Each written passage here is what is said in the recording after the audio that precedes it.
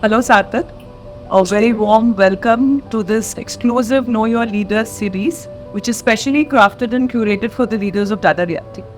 So, as a senior leader, we've always witnessed that you have led your social capital in a way that you've managed most of the situations, where there were a lot of difficulties on the way.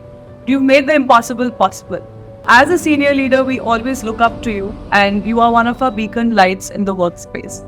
So today we wanted to take this opportunity to know a little bit more about you as a leader and also as a person. Oh yeah, sure. Why not? I'm all you. Sure. Let's get started then. So Sarthak, if you were to give a title to your biography, what would that be? One word which actually comes to me is open. And that also happens to be title of a biography of one of my favorite beers, Andre Agassi. Because I really followed him from childhood. And I think it's a perfect title. Even I would like to give a title open. What is your favorite holiday destination? Are you more of a beach person or a mountain person? I think I've visited almost more than 50 plus countries till now. But I'm always fascinated with one place, which is London. The books, whatever we've studied during from our kindergarten days and everything, it is all about that. London. And believe me, the first time when I went over there, I still remember there's this entire cruise which happens on Thames. The historic view what actually you get to see from there. I'm still mesmerized with Big Ben. Every time whenever I go, that's the first place I love to go. So from the places, if you ask me, it is London, which is really very close to my heart. Coming out of beach or mountains, I think both of them work for me. But most of the time, we actually end up going to beaches more because I'm not been doing hiking or anything of that sort. Okay. What is the most adventurous and fondest memory from your younger days? I've been born brought up in Kota, and most of my family, I think my same family, my mama and chacha and all of those. All my cousins were actually in Jaipur. The biggest and the most important thing out there is Makar Sankranti, which happens on 14th of January, kite flying, and I just love kite flying, I think. And that is also one of the times when all of the cousins get together, and still I make it a point that every year on 14th of January, I'm there in Jaipur, come what me. So that's the first thing. Love to be there. And if you ask me on adventures, I think a lot of things you can actually do while you're working. And one of the incidences, like in Panasonic, I was leading my cricket side. And while our cricket field, I just thought about why not to really create something which can be very different from a marketing standpoint.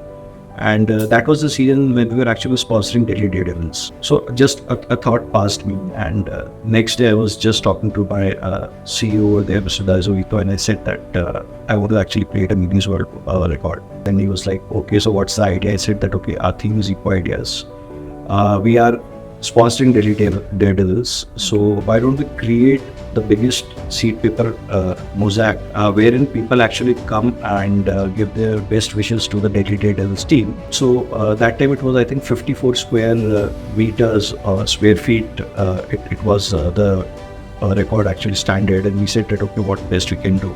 We just turned it around in about 3 weeks time. We actually ended up creating a record of 84 square meters. Almost close to about 10,000 odd people really came across to give their best wishes to a Delhi Daredevils team. It was really exciting for me to hold the Guinness record, and I still have it with me.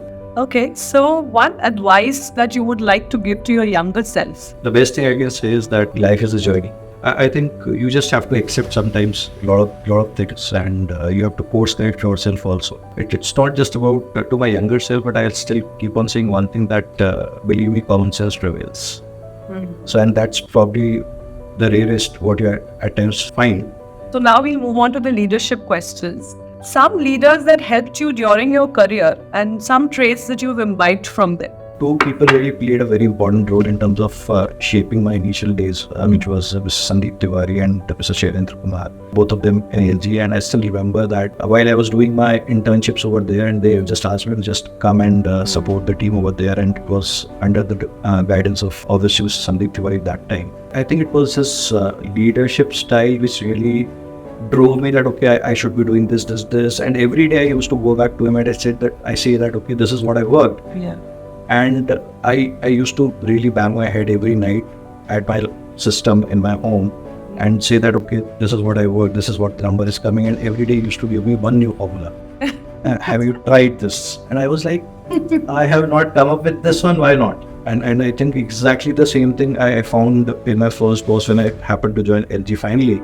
So Shailendra sir, because I worked under him during my internships also, and subsequently I worked alongside him in my initial LG days also. When from a branch level I moved to the corporate level, it was all about my immediate boss that day, which was Mr. Ashim Mathur. He was somebody who really taught me that how you have to be humble also.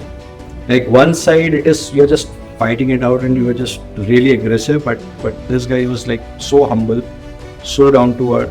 From there, when I moved to Panasonic, I think it was all about Mr. Daizo. So this is his visionary style of leadership. He was also one individual who imbibed the entire culture of one team. If you'll ask the marketing team or the sales team over here, I think that's my mantra also always, that okay, we have to be one team. And then real estate is also very initial career for me, because it's just been 4 years in real estate.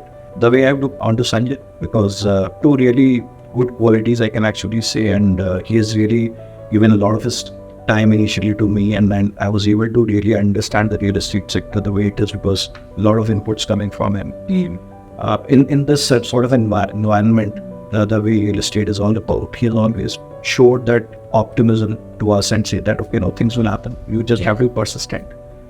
And obviously his eye to detail is like, a lot of times I say that okay, I've got eye to detail, but I really am mesmerized a lot of times with his eye to detail. And it's not about the leaders. I think a lot of times your colleagues also help you in terms of developing as an individual. Today, if you'll ask me, the early likes of Tarun, Abhijit, even Amit, all of them really help me to really get into the sector, get to understand how things are, what things are. What creates a moment of pride in the work you do? The mantra of one team, and if you are achieving collectively, I think that really defines everything for you. You might say that okay, I've done this, I've done that. But when you are looking on a larger vision, when you are looking on a larger core, it has to be one team. It has to everybody has to come together and deliver. And I think the marketing team today demonstrates that quite a bit. We've been able to instill that in the team is what I feel. The one team kind of a culture. Yeah, and you know, one good practice what we started as a team in terms of during COVID time, we used to have this everyday meeting. Yeah, like a huddle. Yeah, and which we have still continued when we started in 2020. And believe me, we are in 2023, and still every day 10:30 to 11:30, everybody in the country in marketing team is actually there on this Teams call. Yeah. Somewhere it is not just about that, okay, what I as an individual am doing in my area, other people should also know, because while you are there in this team, while you're sharing your thoughts and everything, some good thoughts will come up. The other person would know that, okay, a South guy would know what is happening in North or East. Similarly, an East guy would know what is happening in West. So whenever the team comes together physically at one place, it is like there are no aliens to everyone. Yeah. I have one last question for you, Sarthak. What do you want others to say is your legacy as a leader? The most important thing for a leader is if you are not able to make decisions, I think somewhere you're missing the entire piece of leadership. But again, decision making is not just a decision making, it has to be informed decision making. Secondly, in terms of empowering people, empowering individuals, that is also important, because you just cannot control everything by yourself. You have to just let go of things at times. You just have to ask people to perform it by themselves. Another important thing is approachability. Today we work in hybrid environments, and even the entire structure of an organization is more hybrid. People should feel comfortable in terms of approaching to it like 10 o'clock and 11 o'clock in the night also. The last thing I would actually really add over here is leadership is all about growing. It is not just about your growth, it is about the growth with who have already worked with you or who is already working with you. And when I talk to your team also, I feel that, they're extremely connected to you. So that's wonderful. Thank you so much for this session and sharing so much about even your personal life and your, experiences early on in your career and in your journey. Thank you so much, Samantika. I think it was really good to have this session along with you. Thank you. Thank you.